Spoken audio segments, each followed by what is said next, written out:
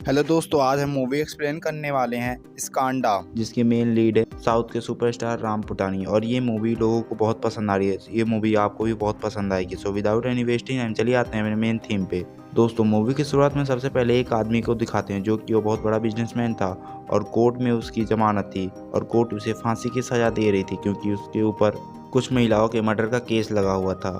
और फिर ये खबर सुनकर उसकी बेटी हॉस्पिटल में भर्ती थी, जो कि इस खबर सुनते ही उसकी हार्ट बीट बढ़ने लग जाती है। इसलिए डॉक्टर उसकी हार्ट बीट को कंट्रोल करने लगते हैं। अब हम दूसरे दिन देखते हैं उस बिजनेसमैन के आदमी के जेल में मिलने एक उसका वकील आता है और उसका वकील कहता है कि जब आपने कोई जुर्म किया ही नहीं तो आपने जुर्म क्यों कबूल कर लिया। तभी वो बिजनेसमैन आदमी कहता है कि तुम यहाँ से चले जाओ। फिर सीन दूसरी जगह शिफ्ट होता है जहाँ पे एक शादी का माहौल होता और वो सीन सीएम के घर का होता है, जो कि सीएम का नाम था सीएम राठौर। तभी दूसरे राज्य का सीएम आता है, लेकिन वो सीएम नहीं आता इसलिए अपने बेटे को भेज देता है और वो कहता है कि मेरे पापा नहीं आ पाए इसलिए मैं आ गया हूँ।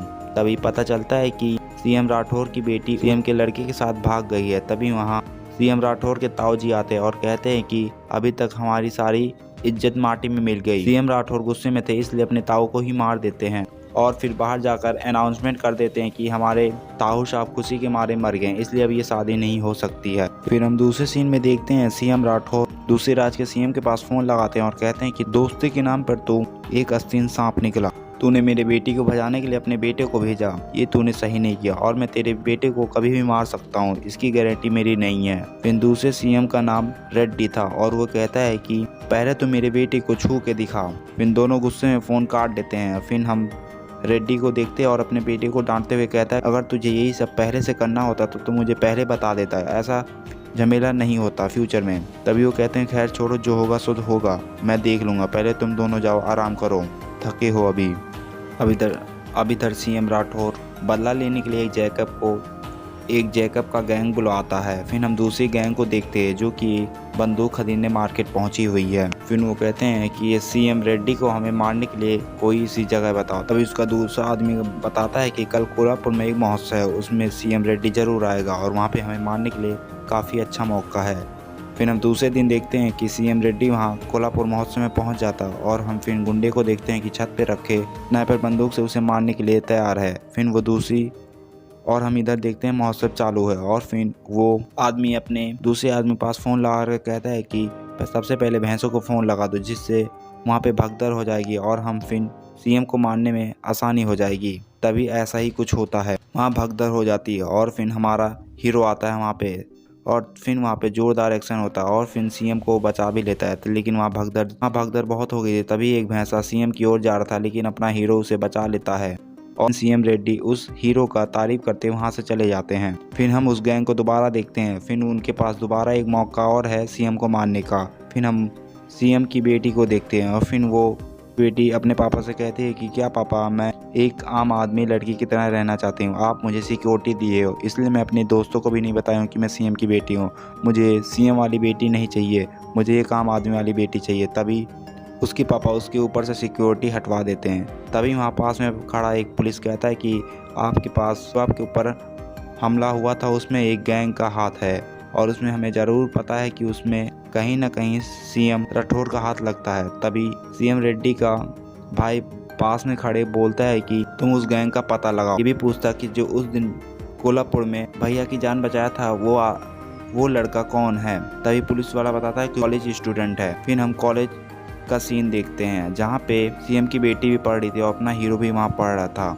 और फिर हम देखते हैं कि क्लास का एक मास्टर बच्चों से पूछता है कि सबसे पहले आप फ्यूचर में क्या बनना चाहोगे। तभी अपना हीरो वहाँ पे हाथ खड़ा करता है और कहता है कि मैं तो सीएम बनूंगा क्योंकि इस पोस्ट में बहुत ताकत होती है और मेरा सारा खर्चा सरकार उठाएगी। फिर हम और लड़कों को देखते हैं लेकिन उनकी अलग अलग राय होती है।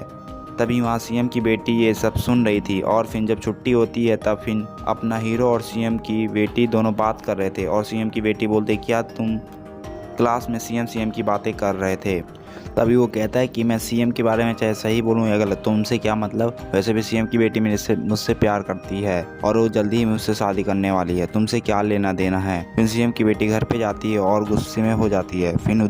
फिर हम उस गैंग को देखते हैं जो कि सीएम रेड्डी को फैमिली को मारने में फिदा थी और उन लोगों को कहीं से इन्फॉर्मेशन मिलता है कि सीएम का बेटा और उसकी बेटी दोनों पब में गए हैं। तभी वो लोग भी उन्हें मारने के लिए पब में चले जाते हैं, लेकिन वहाँ पे अपना हीरो होता है उन्हें फिर बातों में बहलाकर बचा लेता है और फिर बड़े आसानी से दोनों वहाँ से भाग जाते हैं। और फिर सीन दूसरी जगह शिफ्ट होता है जहाँ पे हम बिजनेसमैन की बेटी को देखते हैं और फिर वहाँ पे एक प्रतीक नाम का आदमी होता है और पास में एक नर्स। फिर वो नर्स कहती है प्रतीक से कि इसके ऊपर कोई दवा काम नहीं कर रहा है। तभी प्रतीक उस बिजनेसमैन के पास फ़ोन लगाता है, लेकिन उसका नाम मिस्टर राव था और मिस्टर राव अपने बेटे को पुकारते हैं। तभी उसकी हार्ट बीट चलने लगती है। फिर प्रतीक फ़ोन से कहता है बिजनेसमैन से कि अगर ये लड़की मर गई तो हमारी पूरी कंपनी डूब जाएगी। तभी रेड्डी के पास वो पुलिस वाला आता है और कहता है कि कल आपके भाई और आपकी बेटी के ऊपर हमला होने वाला था, लेकिन भगवान की दया से वो दोनों बच गए हैं। फिर पुलिस वाला कहता है लेकिन कोई बात नहीं, मैंने उन लोगों का लोकेशन ट्रैक कर लिया और जल्दी मैं उन लोगों को पकड़ लूँगा। तभी सीएम रेड्डी गुस्से के कहता है कि उसे मेरे पास ज़रूर लाना जिंदा। अब फिर दूसरे सीन में हम देखते हैं सीएम रेड्डी दूसरे सीएम के पास फ़ोन लगाता है राठौर के पास और कहता है कि कल तेरी बेटी के साथ मेरे भाई के साथ सगाई हो, दम हो तो रोक के दिखा। तभी सीएम राठौर की ताई जी आती हैं और कहती हैं कि हमें बदला चाहिए, हमें किसी तरह हमारी बेटी चाहिए। तभी सीएम राठौर कहता है कि टेंशन मत लीजिए ताई जी, हमारे पास एक आदमी है जो उन लोगों को बहुत मारेगा, उन लोगों को पता भी नहीं चलेगा। मैंने एक आदमी गुप्तचर में भेज रखा है। अब हम उस गैंग को देखते हैं जो कि सीएम रेड्डी को मारने के लिए तड़प रही थी और फिर वो लोग फिर से प्लान बना रहे थे सीएम रेड्डी को मारने के लिए। तभी वहाँ पुलिस आ जाती है और सबको मार देती है, लेकिन वहाँ गैंग के आदमियों को पकड़ ले जाती है। अब हम सीएम रेड्डी के घर का सीन देखते हैं जहाँ पे उसके घर पे सगाई हो रही थी। तभी सीएम रेड्डी अपने भाई से कह रहा था कि मैं ये सीन सगाई का सीएम राठौर को बुला तो नहीं सकता, लेकिन मैं उसे दिखाना चाहता हूँ। तभी उसका भैया उसका लाइव वीडियो सीएम राठौर के पास भेज देता है और फिर सीएम राठौर उसकी फैमिली गुस्से से अपनी बेटी का सगाई देख रहे थे। तभी पुलिस उस गैंग आदमी को लेके आती है। तभी सीएम रेड्डी उस आदमी को मार देता है। तभी वहाँ एक रो एजेंट आता है और फिर कहता है कि सर आपको हमें सेफ जगह ले चलनी पड़ेगी, क्योंकि यहाँ पे एक क्रिमिनल आ रहा है जो कि बहुत खतरनाक है और वो कोई क्रिमिनल कोई और नहीं भेजा बल्कि दूसरे राज्य के सीएम राठौर भेजे हैं। तभी सीएम रेड्डी कहते हैं कि उस क्रिमिनल को मैंने पहले ही मार दिया और फिर दिखाते हैं। फिर रॉ एजेंट कहते हैं कि ये क्रिमिनल नहीं है, ये बल्कि आपको कोई पुराना दुश्मन है जो आपसे बदला लेने के लिए आया था। फिर वो रॉ एजेंट बताता है कि वो बहुत बड़ा और बहुत खतरनाक गुंडा है। और फिर सीन शिफ्ट होता है फ्लैशबैक। यहाँ पे हमें सीन जैकब को दिखा रहे थे और वो पूरी गैंग लेकर सीएम राठौर के पास आ रहे थे। तभी यहाँ बहुत बड़ा धमाका होता है और वहाँ पे जोरदार एक्शन होता है। तभी हम देखते हैं अपना हीरो आता है, लेकिन अपना हीरो वहाँ पे दाढ़ी मूंछ के साथ एक अलग मूड में था और फिर सबको मार देता है और फिर उसी आदमियों के साथ सीएम राठौर के घर पहुँचता है और फिर सीएम राठौर कहता है कि तूने मेरे आदमियों को क्यों मार दिया। तभी वो कहता है कि मेरे प्यार को उठाने की बात हुई थी इसलिए मैंने मार दिया। तभी सीएम राठौर कहता है कि सीएम रेड्डी जो है मेरी बेटी को उठा ले गया, बस तू मेरी बेटी को ले आ, फिर मेरे मज़े ही मज़े और तू जो कहेगा मैं वो करूँगा। अब सीन प्रेजेंट में आती है जहाँ पे हीरो की धमाकेदार एंट्री होती है और उसके सामने कोई नहीं टिक पाता है और वहाँ पे जोरदार एक्शन होता है। तभी फाइनली सीएम रेड्डी के बेटे के साथ फाइट होती है। तभी हीरो जो है बहुत खतरनाक तरीके से उसके बेटे को मारने जाता है। तभी सीएम रेड्डी उसके सामने हाथ जोड़ लेते, कहता है कि तू जो कहेगा मैं वो करूँगा, लेकिन मेरे बेटे को छोड़ दे। तभी वो कहता है कि मुझे सीएम राठौर की बेटी चाहिए। तभी वो सीएम राठौर की बेटी को लेकर चला जाता है, लेकिन उसके साथ सीएम रेड्डी की बेटी को भी लेके चला जाता है और कहता है कि तुम दोनों ने बहुत पाप किए, सबसे पहले इसके प्रायश्चित करना पड़ेगा, तभी तुम दोनों की बेटियां मिलेंगी। और फिर वहाँ हेलीकॉप्टर लैंडिंग होता है। गांव का नाम ऋतुराजपुरम बताकर वहाँ से चला जाता है, लेकिन ऋतुराजपुरम नाम सुनकर सीएम रेड्डी की फट जाती है और ये लाइव टेलीकास्ट सीएम राठौर भी देख रहा था, वो भी घबरा जाता है। दोनों सीएम रेड्डी और सीएम राठौर मिलते हैं और फिर हीरो को मारने का प्लानिंग करते हैं। सीन हीरो का गांव का आता है जहां पे वो अपने गांव वाले से मिलता है और उसके पिता कहते हैं कि तुमने बहुत काबिले तारीफ की बात की है और ये तुमने काम बहुत अच्छा किया है। और फिर हमें पता चलता है कि उसके पापा उसे भास्कर के नाम से बुलाते हैं। फिर सीएम की बेटी कहती है कि आप इसकी तारीफ किए जा रही है, हम दोनों को यहाँ पे किडनैप करके लाया। तभी उसके पिता सब कुछ सच्चाई बताते कि तुम दोनों के पिता ने एक हमारे करीबी मित्र को, राव जो कि बिजनेसमैन था, उसे झूठे इल्जाम में फांसी की सज़ा दिलाई है। तभी भास्कर के पिता यानी कि हीरो के पिता पूरी कहानी बताते और कहानी फिर फ्लैशबैक में जाते हैं जहाँ पे हम राव एक बिजनेसमैन होता है और उसकी कंपनी टेक्नोलॉजी में दुनिया की नंबर 1 रहती है और राव जो अपने कंपनी के मैनेजरों से और स्टाफों से बहुत बाहर से बात करता था। तभी सीन में हमें प्रतीक मल्होत्रा के नाम से दिखाते हैं, जहाँ पे दोनों सीएम यानी कि सीएम रेड्डी और सीएम राठौर मिलकर एक बहुत बड़े अमाउंट का सफ़ेद करना चाहते थे, मतलब काला धन को सफ़ेद करना चाहते थे। और वो लोग कहते हैं कि सिर्फ 6 महीने में तुम्हें मेरे कुछ पैसे वाइड करने हैं, लेकिन प्रतीक बताता है कि ऐसा करना नामुमकिन है। 6 महीने बहुत कम समय लग रहा है, कम से कम ब्लैक मनी वाइड करने में लगभग आपको 3 साल लगेंगे क्योंकि रकम बहुत ज़्यादा है। और फिर वो सजेस्ट करता है कि मेरी नज़र में एक आदमी है राव, उसके पास अगर आप लोग जाओ तो क्या पता ये काम बन जाए। तभी दोनों सीएम ऐसा ही करते हैं। अब हम राव को देखते हैं जो कि अपने दोस्त की बेटी की शादी में गांव जा रहा था, जो कि उसके दोस्त हीरो के पिता होते हैं। और सबसे पहले अपने दोस्त से मिलता है राव और फिर कहता है कि तुम्हारा बेटा कहाँ है। तभी गांव के बुजुर्ग लोग भी अपने बेटे से कहते हैं कि मेरा बेटा विदेश में रहकर लाखों रुपए कमा रहा है।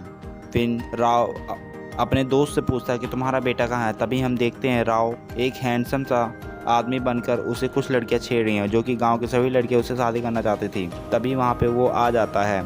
फिर राव जो है भास्कर से बहुत सारी बातें करता है। फिर अपने दोस्त से पूछता है कि इसकी ग्रेजुएशन क्या चल रही है। तभी उसका दोस्त बताता है कि मैंने इसे यूनिवर्सिटी भेजा था, लेकिन ये फेल होकर यहाँ पे आ गया। तभी शादी की रस्म हो रही थी और फिर राव की बेटी आती है और फिर भास्कर के कहते हैं कि मैंने आपको कहीं देखा है। तभी भास्कर कहता है कि ऐसा कुछ भी नहीं है, मैंने आपको कहीं नहीं देखा है। अब शादी की रस्म पूरी हो जाती है। अब राव को अपने शहर में जाना होता है। तभी वो अपने दोस्त से मिलता है। फिर भास्कर से भी बोलता है, कहता है कि तुम यूनिवर्सिटी के, तो मैंने सुना था कि तुम तो टॉपर थे, मैंने अखबार में देखा था तुम्हारा फोटो, तुम क्यों झूठ बोले थे। तभी वहाँ खड़े लोग सब हैरान हो जाते हैं और कहता है हंसते हुए कि अगर मैं यहाँ से चला जाता तो मेरे मम्मी पापा की सेवा कौन करता। तभी राव जो है अब अपने शहर के लिए निकल जाता है। अब फिर हम नेक्स्ट सीन में देखते हैं जहाँ पे राव से मीटिंग करने के लिए दोनों सीएम आते हैं, सीएम रेड्डी और सीएम राठौर, और अपने पैसे को वाइड करने के लिए बात कभी राव ये सब करने के लिए डायरेक्टली मना कर देता है और फिर वहाँ से चला जाता है। लेकिन वो दोनों सीएम गुस्सा हो जाते हैं और प्रतीक से कहते हैं कि इसका दिमाग ख़राब हो गया, हमें इसका दिमाग सही करना होगा। और फिर हम नेक्स्ट सीन में देखते हैं कि राव के ऑफिस में पुलिस ने छापा मारा, जहाँ पे कई किलो के ड्रग्स मिले हैं। और तो और कुछ लड़कियां उल्टा सीधा बयान दे रही थी कि राव उनके साथ जोर जबरदस्ती करता था, जो कि ये सब दोनों सीएम की चाल होती है क्योंकि उसे उल्टे केस में फंसाना होता था और उसकी कंपनी को हड़पना चाहते थे दोनों सीएम रेड्डी और सीएम राठौर दोनों। लेकिन प्रतीक और सीएम तीनों मिलकर उन लड़कियों को मरवा देते हैं क्योंकि उन्हें लगता कि ये सब बाद में फंसा देंगे, इसलिए उन लड़कियों को मार देते हैं जो लोग मीडिया पे उल्टा सीधा बयान दिए थे। और फिर पुलिस इसी सब इल्ज़ाम के लिए राव को जेल ले जाती है। अब दोनों सीएम कहते हैं कि अब हमारा समय आ गया है, मतलब कि अब हमारा कंपनी हो जाएगी। तभी प्रतीक कहता है कि ऐसा नहीं करना, नहीं तो छोटी सी गलती बहुत भारी नुकसान हो सकता है। सबसे पहले हमें राव के झूठे इल्ज़ामों को अपने ऊपर कबूल करवाना होगा, फिर उसके बाद उसकी बेटी प्रतिमा उस कंपनी की वारिस बनेगी। फिर हम प्रतिमा को अपने कब्जे में कर ब्लैक मनी को वाइट में करवा लेंगे। तभी हम दूसरे दिन देखते हैं कि दोनों सीएम जेल में गए हैं और उसकी बेटी को भी लेकर आए हैं और कहते हैं कि तू झूठे इल्ज़ाम कबूल कर ले, नहीं तो तेरी बेटी को हम मार देंगे। फिर राव के सामने उसकी बेटी प्रतिमा को बहुत मारते हैं, जिससे बहुत मार खाने के बाद उसकी बेटी कोमा में पहुंच जाती है। और फिर मजबूरन राव अपनी बेटी को जिंदा देखने के लिए जानबूझकर इल्ज़ाम कबूल कर लेता है। और स्टोरी फिर प्रेजेंट में आती है, जहाँ पे दोनों सीएम की बेटियां कहती हैं कि चिंता मत कीजिए, हम आप लोग आपके साथ हैं। जहाँ पे हम देखते हैं दोनों सीएम ने उस गांव के ऊपर कई सारे गुंडे और पुलिस भेज रखे थे अपनी बेटियों को छुड़ाने के लिए, लेकिन भास्कर ने सबको चुन कर बहुत मारा था। और फिर दोनों सीएम के भास्कर के पिता जाते हैं और कहते हैं कि लो अब कहानी ख़त्म हो गया, और ये सब मुझे पहले से पता है। ड्रोन के जरिए वो लाइव सब वीडियो उन लोगों को दिखा रहे। तभी दोनों सीएम चौकन्ने हो जाते हैं और कहते हैं कि अगले दिन राव कृष्ण अगर रामनवमी पर नहीं आया तो तुम दोनों की बेटियों को हम मार देंगे। इसके बाद जेल का सीन दिखाते हैं, जहाँ पे राव कृष्ण उसका वकील आता है और कहता है कि आपकी बेटी सुरक्षित है और वो अब सेफ है, अब आप भी अपना केस रीओपन करवा लीजिए। तभी राव कृष्ण मान जाता है और ये केस रीओपन हो जाता है। और फिर हम गांव में पूजा का स्थान देखते हैं, जहाँ पे रामनवमी का सीन होता है और राव कृष्ण अपने वकील के साथ वहाँ जाता है, जहाँ पे गाँव वाले देखकर उसे खुश हो जाते हैं। लेकिन इसके बाद दोनों सीएम भी वहाँ आ जाते हैं और कहते हैं कि अब यहाँ पे कोई भी नहीं बचे, मैं सबको मार दूंगा। और सबसे पहले राव कृष्ण के वकील को मार देते हैं, लेकिन भास्कर ने सबको चुन कर बहुत मारता है पहले, लेकिन बाद में कई सारे गुंडे भास्कर को घेर लेते हैं, इसलिए उसे एक बार उसे अधमरा कर देते हैं, फिर उसके बाद नहीं उठता है। जब दोनों सीएम के गुंडे भास्कर को जानलेवा से मारने जाते हैं, तभी वहाँ स्कांडा नाम का हीरो वहाँ पे आता है और सबको चुनकर मारता है। तभी हमें पता चलता इस फिल्म में दो हम शकल हैं और फिर वो चुन चुन के सभी को मारता है। फिर जब दोनों सीएम को मारता है तो कहता है कि तुम लोगों को मुझे पता है कि तुम लोग मेरे से क्या पूछेंगे, तुम लोगों को लगता है कि मैं कौन हूँ। सबसे पहले मैं बता दूं कि राव कृष्णा की बेटी से मैं प्यार करता हूँ और कुछ दिन पहले मुझे पता चला कि तुम दोनों ने उसके पिता को जेल करवाया था और फिर उसे कोमा में पहुंचा दिया। इसलिए भास्कर हम दोनों ने मिलकर ऐसा गेम खेला कि तुम दोनों को पता भी नहीं चला और फिर दोनों सीएमओ ने अपना जुर्म कबूल कर लिया और फिर पुलिस उसे गिरफ्तार कर लेती है। दोस्तों फिल्म यहीं पे ख़त्म हो जाए। दोस्तों ये मेरा नया चैनल है, पुराना चैनल मेरा टर्मिनेट हो गया है। सो आप सबसे रिक्वेस्ट है कि आप सब अगर ये वीडियो आपको ज़रा सा भी कहानी पसंद आई है तो वीडियो को लाइक और सब्सक्राइब करने मत जाइएगा। Thank you guys, bye bye, see you again guys, bye bye.